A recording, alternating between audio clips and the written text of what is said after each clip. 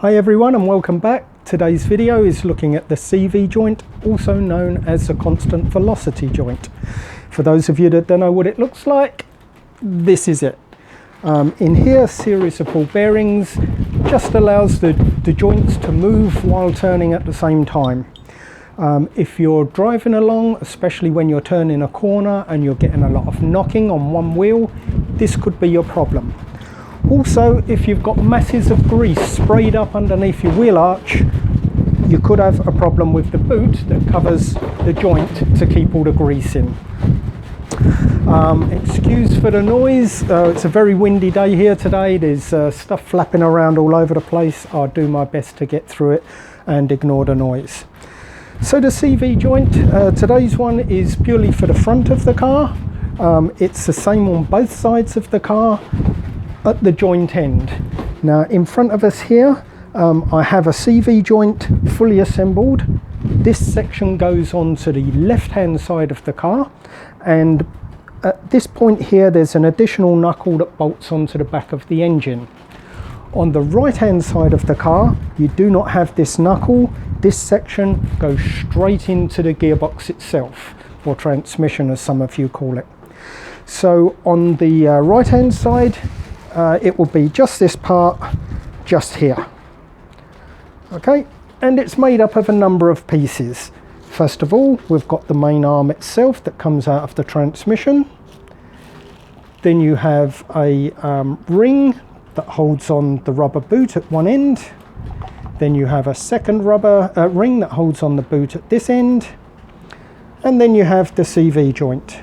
Now ordinarily, this is only held onto this rod or bar by a simple metal ring, a split ring that fits inside this groove here. Now somehow I've managed to lose that ring, but when we take it off of the car in a minute, I'll make sure that I show you the ring that's in there and what it does to hold it together.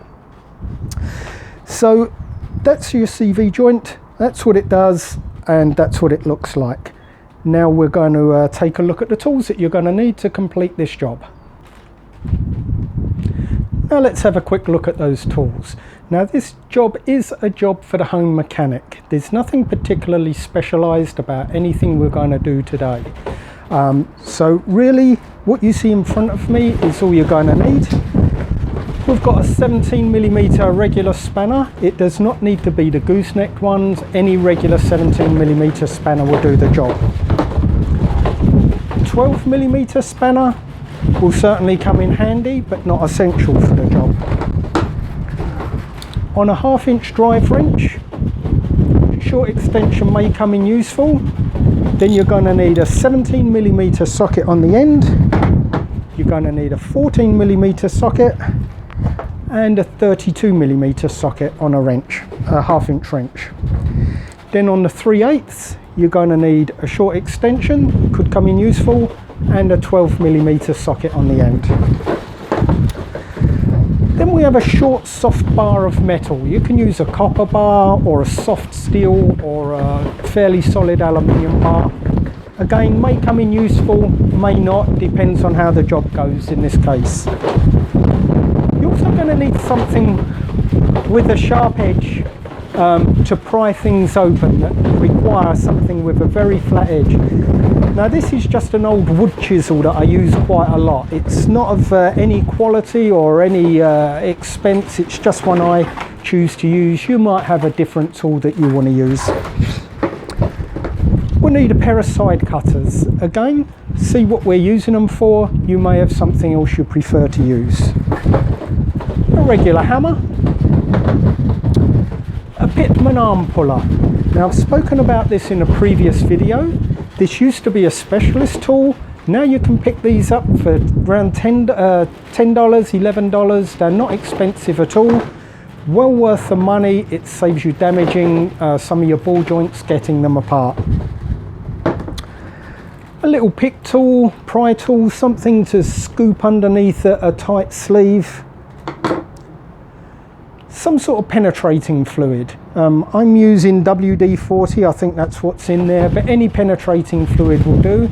I recommend that you go around underneath the car before starting the job and just spraying all those nuts and bolts that are exposed to the elements and that are all going to be rusted and seized up, just to make the job a lot easier for you. You're going to need a nice long pry bar. There's one bolt in particular that should be extremely tight to undo, so this will make the job a bit easier. And then I've got a nice long crowbar. Now you don't need to use a crowbar. Once you see what I'm using it for, you may decide that you've got a different way of doing the job, but this for me makes the job quite easy. And one final thing, we're going to need some sort of white marker. Now some people have white marker pens, but Tipp-Ex would do the job just as well.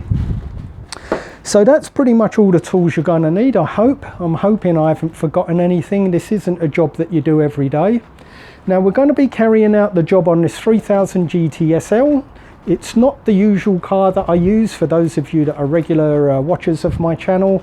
This is my own personal car that has got the CV boot that has split, and it has sprayed grease everywhere. So I've got quite a job on today to repair that broken CV boot. The CV joint itself is not faulty. However, if you're going to replace it, it's exactly the same process. Just instead of putting the old one back on, you're just going to put on your new one instead. So that's a look at the tools. That's the car we're going to do the job on. You're going to need to jack your car up. You could just jack it on one side, but I can assure you the job will be made 10 times easier if you jack from the middle of the car. There is a specific jacking point in the middle, just in front of the engine. Remember to put a block of wood or a solid rubber block between the jack and the jacking point to avoid you damaging the metalwork underneath. As far as health and safety goes, please be responsible for your own health and safety. Make sure your wheels are chopped, make sure you've got axle stands and whatever else you feel is required to do the job safely. I am not your health and safety advisor. So let's move on with the job. In order to make the job quicker and to save on film time, I've already removed the front wheel from the car on the side that we're going to be working on. Now, I'm assuming that if you're going to attempt a job like this, you already know how to take a wheel off, so there's no point in me covering that. But one thing I did want to show you, if we turn this wheel around, you see how clean I normally keep this wheel. This is what happens when your CV boot goes. All of the grease and everything that's hidden inside that boot flies out and creates a complete catastrophe all over the underside of the car. And before I reassemble this car, I'm going to have a huge task of cleaning all this grease up, all under the arches and everything. It's a mess. So I'll be cleaning all that up before reassembly. Now let's get on with the job. Now this nut here is a nut we're going to have to remove in order to slide the CV joint out, and it's a pretty big nut. And because it's a pretty big nut, they've had to do it up pretty tight. When we try to undo that, the wheel is going to want to try and turn. And the only thing that would stop it is the gearbox itself. We don't want to put a heavy load on the gearbox and risk damage. So one method I use is to lock the wheel using the wheel nuts. And I'll show you that in a second. First of all, we're going to have to remove this split pin. And that's what I use my side cutters for. It's a nice easy way of gripping hold of that, pulling it into position, straightening it all up, and then hopefully we can grip it and lever it out of this side. Like so. Oh, I should have left that off to start off with, shouldn't I? Would be in just the wrong place.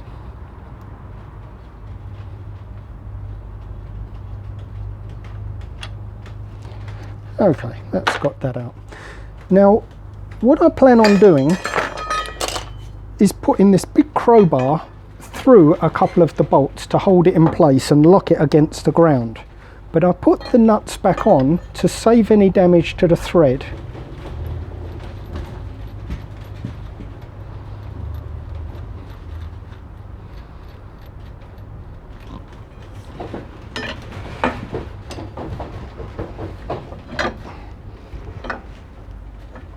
Okay, we'll see how that goes. Now you need your breaker bar and the 32mm socket.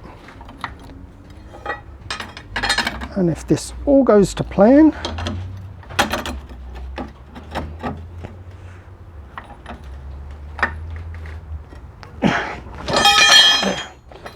sure that went.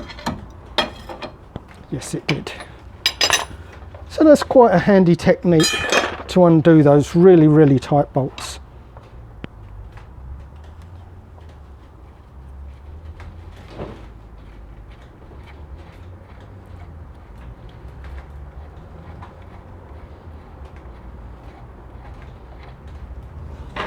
And you have a washer here.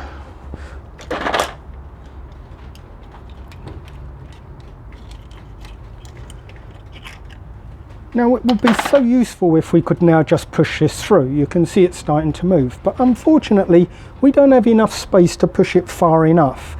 So now what we've got to do is move the entire knuckle, the entire end joint here, outwards so we can get that rod out. To do that, we're going to need to disconnect the strut, and we're going to need to disconnect the steering arm. So let's start with a steering arm. Again, a split pin here, which we can pull out.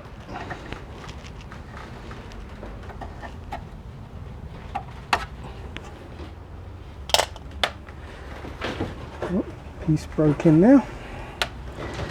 And then we need a 17mm wrench. Where did my 17mm go? Ah.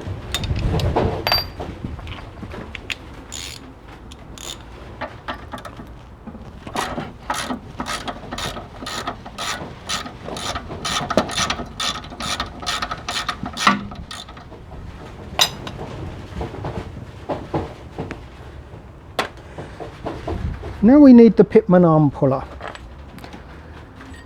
Now, as I said, these things are very cheap now. They're no longer a professional tool anymore. Some people prefer to put in a pry bar and try prying down on there. The problem with that is if you damage that thread in any way, you'll almost certainly not be able to reuse this.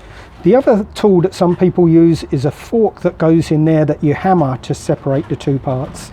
And again, that's going to damage all this rubber. Once again, you're going to have to replace that part. This way you can separate the pieces without doing any damage to anything.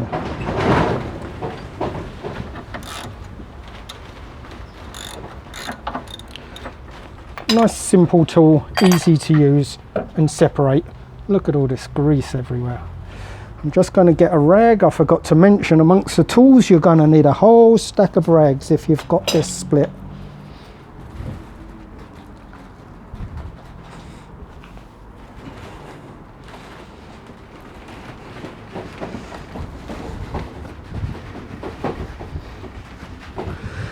Now we have some movement, but it's still not quite enough movement to get that all the way through. So now we've got to separate the strut from the rest of the knuckle. In order to give us maximum movement and reduce the risk of damaging anything, we're going to also disconnect the brake line from the strut and the speed sensor from the strut. To do this, start off with a 12mm wrench. You've got two nuts here, but you're only going to be doing this one here.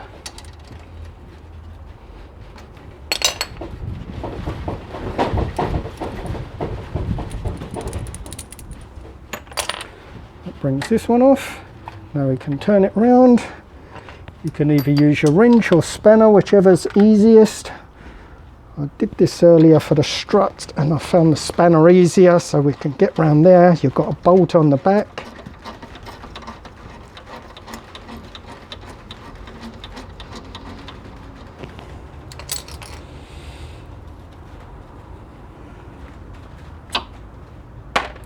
That's that separated.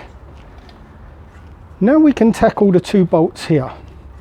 Now you'll see I've already put a marking on there because this is the adjustment for your camber and tracking. So what you can do to save money having to get it retracked again afterwards if you just mark the setting between the bodywork, or sorry, between the strut and the bolt, so you know exactly where it was lined up to, you can take this off and put it back together without having to pay to get it realigned. Once again, it's 17 millimeters. One on the top here. These are going to be pretty tight.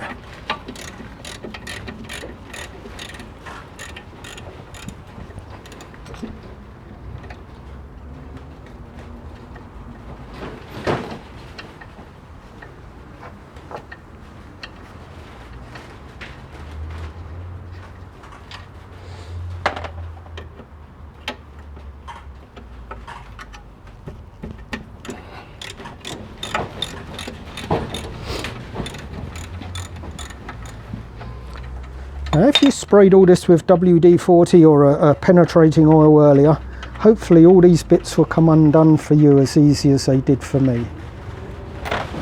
Right, now we've got some movement on here, we should be able to push these bolts out quite easily. So top one, the bottom one is slightly different because it doesn't have any adjustment markings. That's the second one. Now we can separate the strut from the knuckle, like so.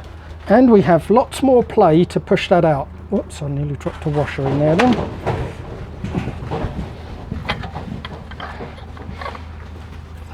There we go, CV joint out. And a whole lot more mess.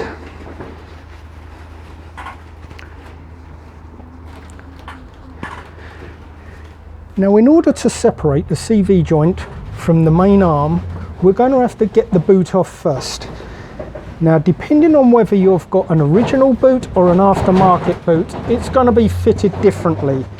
So I'm just going to try to find where this one has been done up and what method it's used. And I can't grip hold of this arm to turn it. Okay, I can see, and here's where the chisel comes in handy.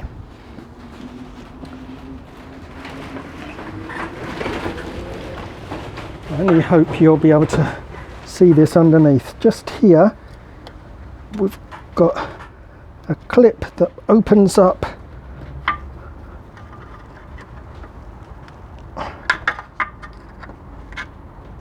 like so. Now, quite often you can reuse this type of clip if you're not putting a new boot on. So there's the first one.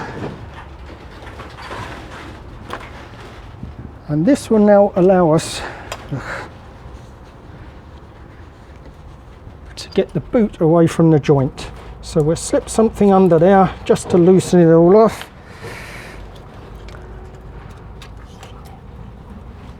Like so. You can see there's a whole pile of grease in there that's going to pour out everywhere in a minute. Now what we're going to have to do is slide the boot further up the arm in order to gain access to separate the two parts. I'm just feeling around the back one. The back one is done exactly the same.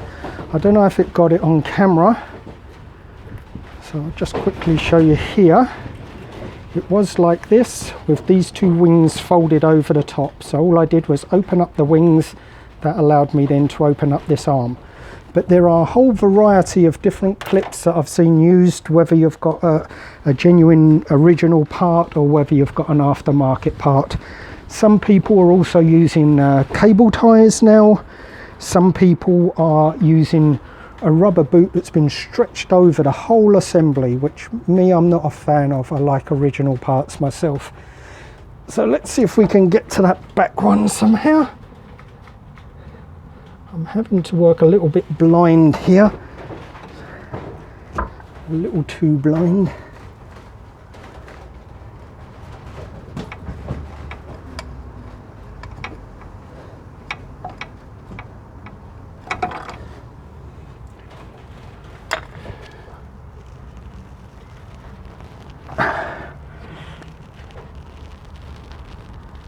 Would really help if I could grip hold of this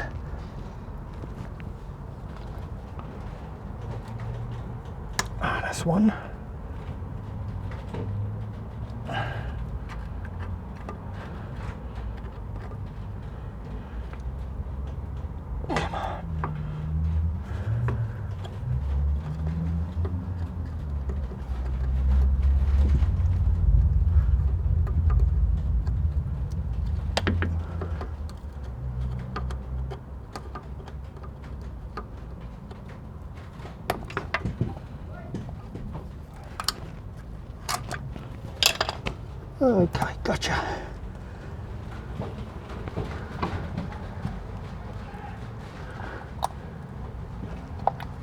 So now we can move that, give us some more space to work. Just to tidy things up a little bit, just going to get rid of some of this grease, because on the next bit of the job we're going to be doing some banging, and all this grease is going to fly out everywhere.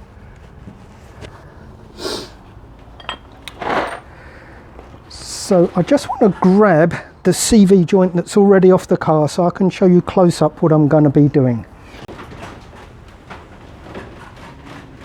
So this is a CV joint, this part here, and this bar here is what it's connected to. The two go one into the other, and the only thing that holds that in there is a little metal ring that should go around there, which is missing on here. And to separate the two parts, it is a simple case of just banging the end off and it will come free. And that's exactly what we're going to be doing now. So if you get your hammer and try and get yourself the best possible access to get a good swing on the hammer to hit right in the middle of that CV joint. This arm is going to want to try to pull out, and you need to do everything you can to try to stop that pulling out. So you're going to hold one piece while you bang on the other. Now if we're lucky, this will pop out straight away and nice and easy, but sometimes they're a little bit harder.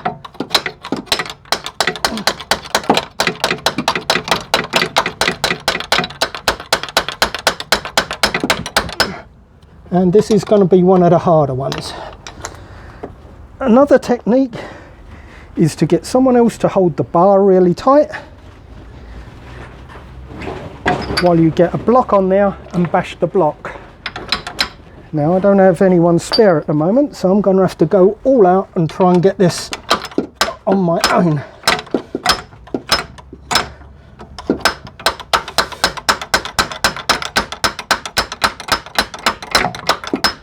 Okay, this isn't coming on its own. I'm going to have to get some help, I think. So I cut the video with the intention of going to get some help, but being a stubborn man, I decided to give it a couple more bashes on my own before I went to get some help, and it was by sheer luck the very next bash it did start to come free. So now it's started to come. I'm hoping the rest will just knock off as it should. There we go. So that's your CV joint. Now here you can see the metal ring that I was talking about, just here. And this is the only thing that holds a CV joint on the arm. It compresses in to go on and then opens up slightly to stop it coming off. And when we go to putting it back together, it'll be the reverse process. As we bash the CV joint on, that ring will close up hopefully enough to get it on and then open up afterwards. So the final bit of this process for me is removing this damaged boot. You can see that's pretty well had it, and we'll put on a nice decent one. Believe it or not, this was only put on 2 years ago. This is supposed to be the newer, more supple, much better CV boot. But my original one lasted 27 years without a problem. This one's lasted 2 years, so I think I can see where the future goes with those. So that's it as far as removal goes. As you can see, it's an entire mess of grease everywhere. This is going to take me an hour or so to clean up. So we'll cut the video while I do the cleanup, and then we'll come back for reassembly. Now a couple of hours have passed. The actual cleanup only took about 30 minutes. However, I discovered a couple of things. First of all, the new CV boot that I bought was the wrong one for this car. So buyer beware in the future. If you're going out to get an aftermarket one, there is more than one size. I've cleaned up all the grease, and now it's time to start the reassembly. So in reverse order this time, you start off with your smaller Jubilee clip or cable tie or whatever it is that come with your new boot. That will go onto the shaft first and put it all the way to the back out the way. You'll notice there's all sorts of shiny oil all over the place at the moment. That's because I noticed in a number of places rust had started to eat in and paint was coming off. So after I cleaned it, I've given it a coat of WD-40 just to protect it for now, and on another day I'm going to take all these parts off and recoat them. Now we put on the new boot, and these are generally a little bit tight. They're supposed to be tight to give a really good seal. And you'll also notice I've left some grease on the shaft. That's deliberate to help slide this on. And we're going to slide it all the way up the shaft at this point. Get rid of some of that surplus gunk.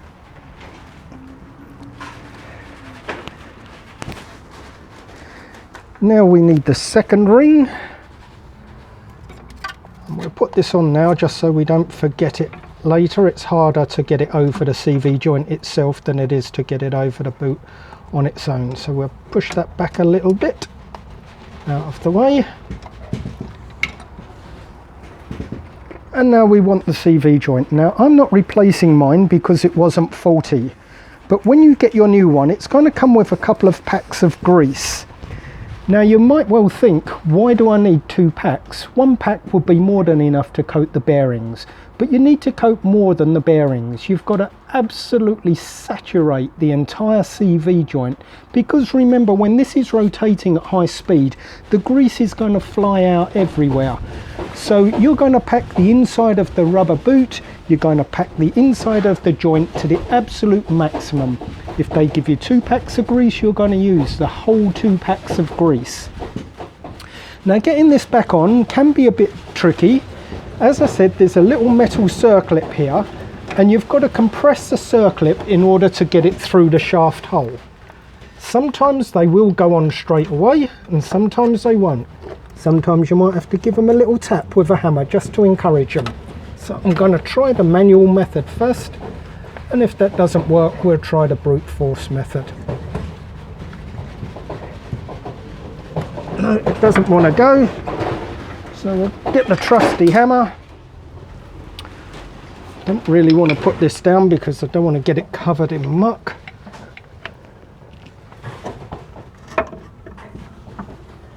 And my hole's gone out of alignment. Can you feel when the teeth are aligned? Can I? Feel when the teeth are aligned? Yes, you can. Teeth on the shaft. Yep, you can tell when it's all in alignment. Okay, let's try again. This is a real messy job.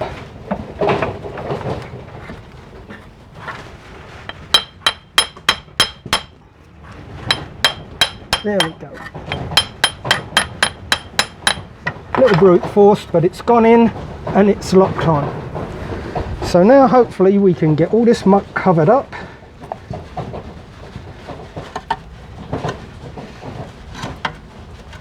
Slide your rubber boot back on. Now these are going to be a bit tight, the same as the back one.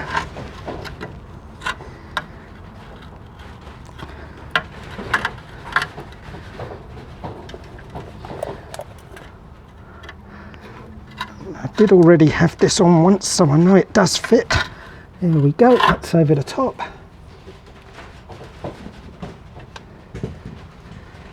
Now we try to get the metal ring over the top. I'm reusing the old ring here because I didn't have a new one that's the right size. Just hope this will go back on now.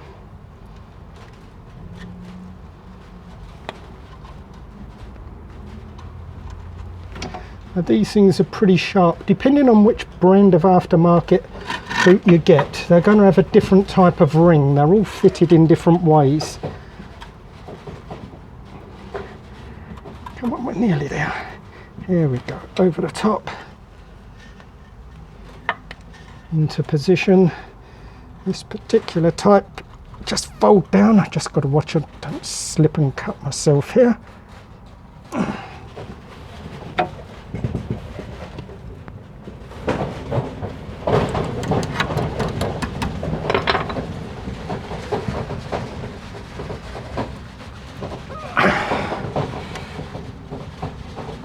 Because it previously would have been fitted with a machine, it's a really super tight fit now to get it back on.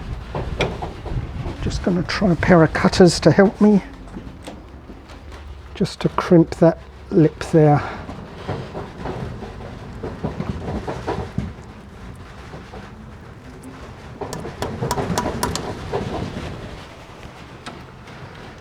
And as always when you're filming, sometimes things just don't go your way, and this is one of those times.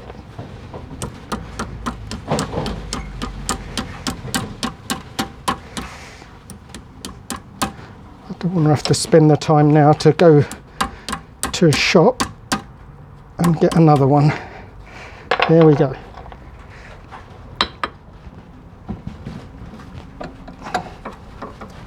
And hopefully when you get your new CV boot, it's going to have the right clip to go over. Okay, that's that side on. Now to the back one. This one is a new one, and this one works slightly differently. This one's simple, pull it in. It's a one-way band, so once you've pulled it in nice and tight, it will stay where you've put it. Just got to clean off some grease here. I can't work, I'm sliding everywhere. It's almost like a cable tie really, this one.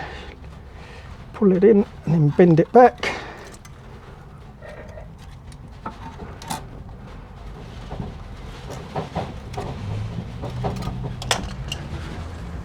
And then I have a special tool here to cut this off.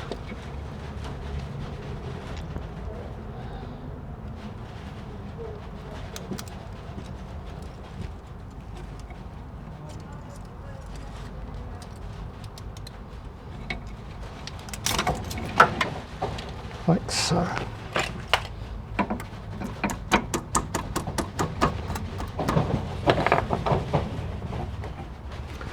Okay, now let's get this shaft back in. So same as when we took it apart, you're just going to turn stuff to an angle, line up the hole, and then as you bring up the knuckle on the end, this should all line up and drop into place, like so. Just temporarily, I'm just going to push that up. I'm going to put the washer and nut on the end, and then I just want to clean up a little bit before we continue to the next part.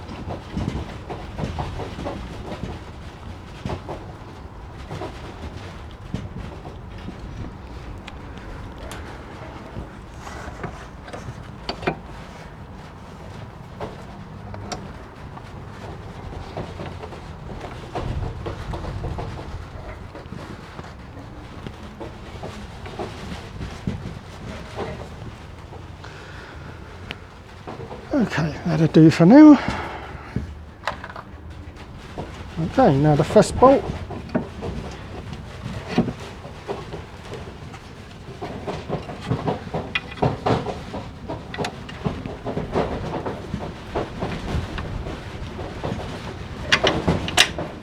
That comes through. Now the second bolt, you remember, had your little white mark on that you have to line up on here. Oops.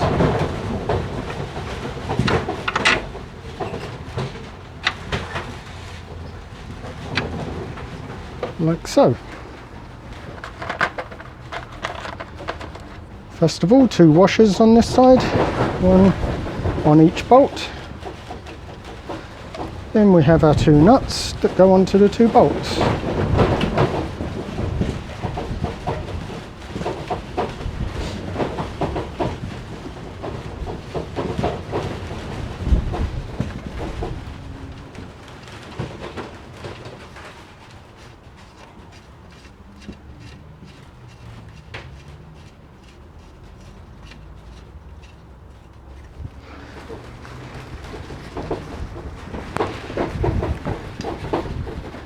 Now we need the 17mm socket and a 17mm spanner. And you're going to do these 2 bolts up really tight. This is all part of your steering, so you do not want anything coming loose.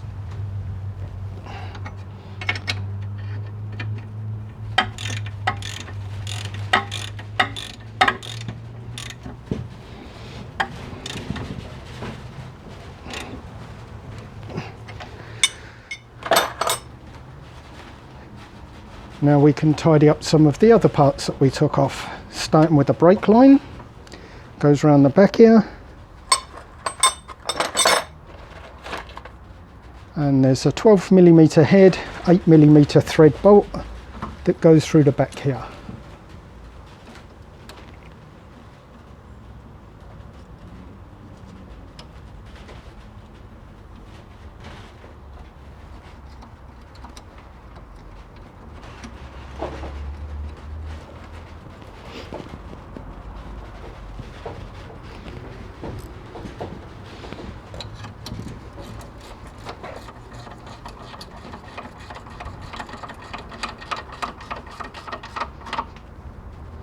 Now you don't want to do the back one up really super tight, because these bolts and threads are quite fine and they easily cross thread if you overdo it.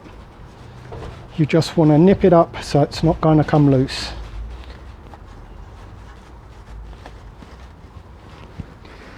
Okay, now on to the other side, the ABS sensor.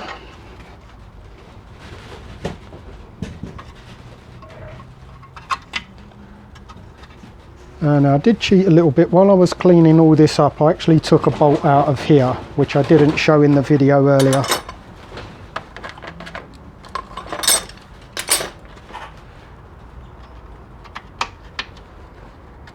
What kind of bolt came out of that? That again is 8mm thread with a 12mm head.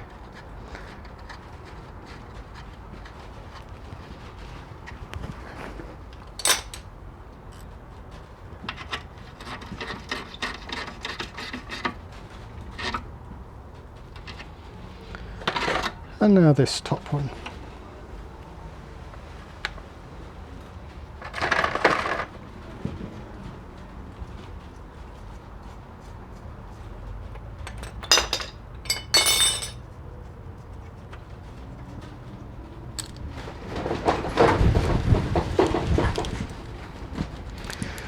This is one hell of a messy job. Fortunately, don't have to do these very often. Okay, now we can turn the steering round and bring up the steering arm.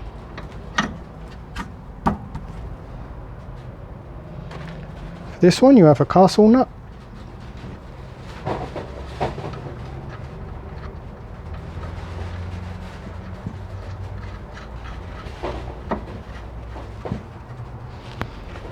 And this one's 17mm.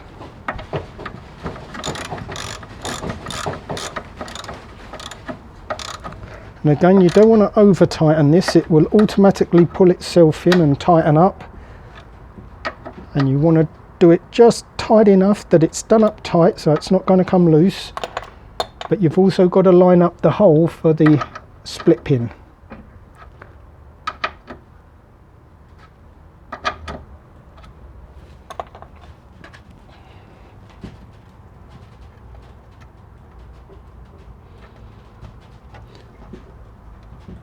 And if you bend the end of the split pin round, there's no chance of it coming out again. Now we can move back onto your main shaft. Let's get that done up. And where did I put the 32mm?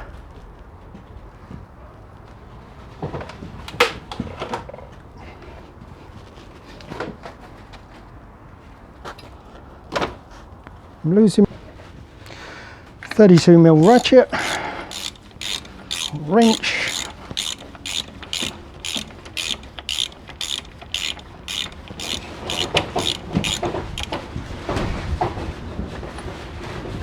now we're going to swap over to the breaker bar, because this one has got to be done up really tight. And in order to do that and stop this turning at the same time, I'm going to do the same process but in reverse as what I used to undo it.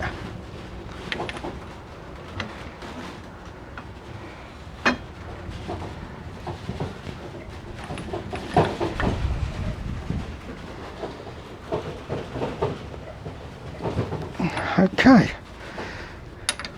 now we've got to find one of the split pin holes that line up like so,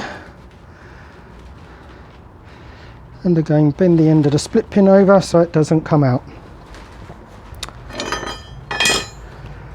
And there we go, short of a final cleanup, that's the job done.